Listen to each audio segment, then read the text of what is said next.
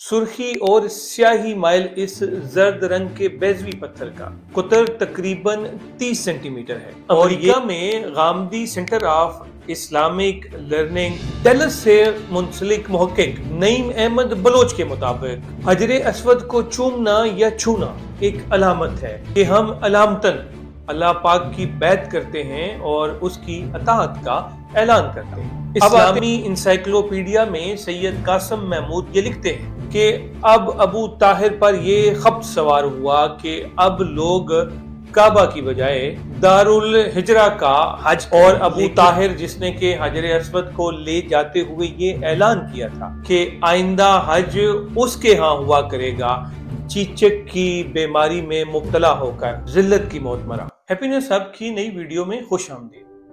आज की इस वीडियो में हम आपको 18 जनवरी 930 हिजरी का एक ऐसा वाकया सुनाएंगे जिसने कि उस वक्त की पूरी मुस्लिम दुनिया को हिला के रख दिया। चूंकि उस वक्त खिलाफत अब्बासिया अपने अंदरूनी इख्तलाफात की वजह से बड़ी हद तक मुतासर हो चुकी थी और फिर उसी कमजोरी का फायदा उठाते हुए एक गिरोह मक्का मुकरमा में दाखिल होकर हजरे अस्वद को उखाड़ने में कामयाब हो गया, जिसे के अगले 22 बरस तक वापस न लाया जा सका। ये गिरोह मक्का मुकरमा क्यों आया और हजरे अस्वद को कहां लेकर गया, चलिए आपको बताते हैं। लेकिन इससे पहले अगर आपने हमारे इस चैनल को सब्सक्राइब नहीं किया तो प्लीज इसे सब्सक्राइब कर लें और अगर वीडियो आपको पसंद आए तो लाइक जरूर कीजिएगा।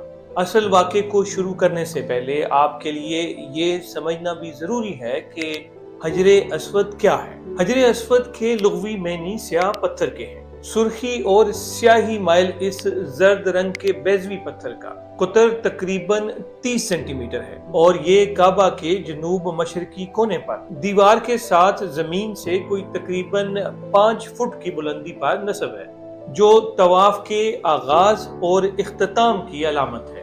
अमेरिका में Ghamidi centre of Islamic learning Dallas से मुंसलिक मुहक्किक नईम अहमद बलोच के मुताबिक हजरे अस्वद को चूमना या छूना एक अलामत है कि हम अलामतन अल्लाह पाक की बैत करते हैं और उसकी अताअत का ऐलान करते हैं।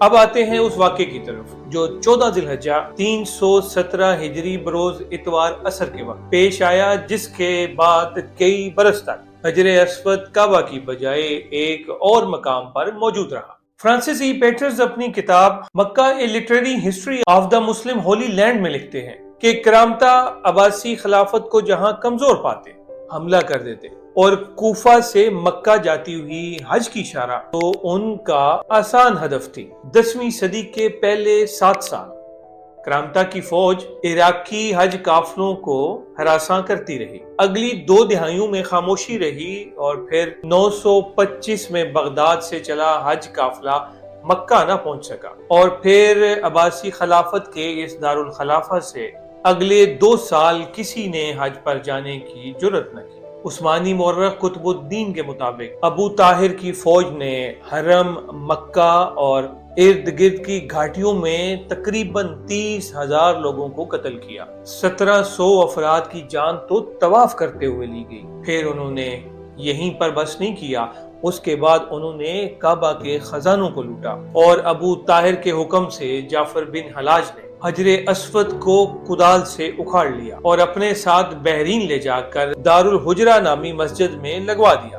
इस्लामी इंसाइक्लोपीडिया में सैयद कासिम महमूद ये लिखते हैं कि अब अबू ताहिर पर ये खब्त सवार हुआ कि अब लोग काबा की बजाय दारुल हिजरा का हज करें, लेकिन उसे नाकामी हुई।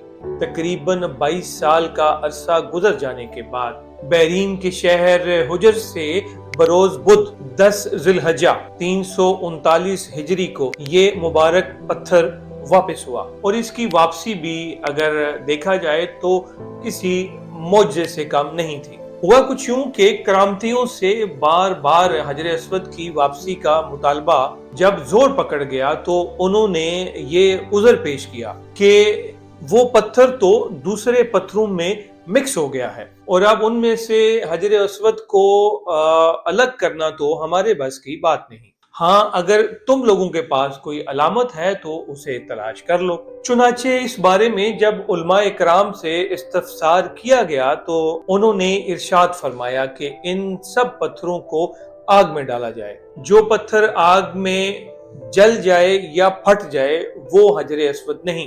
حجر اسود چونکہ جنت کا پتھر ہے اس لیے اس پر آگ اثر نہیں کرتی۔ اس طرح سے مقدس پتھر کی برتری اور مقبولیت کا لوہا منوا کر اسے واپس لوٹایا گیا۔ حجر اسود کو اسی جگہ کی زینت بنا دیا گیا جہاں وہ اس سے پہلے رونق افروز تھا۔ جب یہ فیصلہ ہو گیا کہ حجر اسود کو واپس کیا جائے گا تو بنو عباس کے خلیفہ مقتدر باللہ نے ابو طاہر کرامتی کو حجر اسود کے عوض 3000 دینار بھی ادا کیے اور ایک بڑے عالم محدث شیخ عبداللہ کو حجر اسود کی وصولی کے لیے ایک وفد کے ساتھ بحرین بھجوایا۔ جب حجر اسود مسلمانوں کو مل گیا تو اسے ایک کمزور سی اونٹنی پر لادا گیا جس نے کہ اسے تیز رفتاری کے ساتھ خانہ کعبہ تک پہنچا دیا۔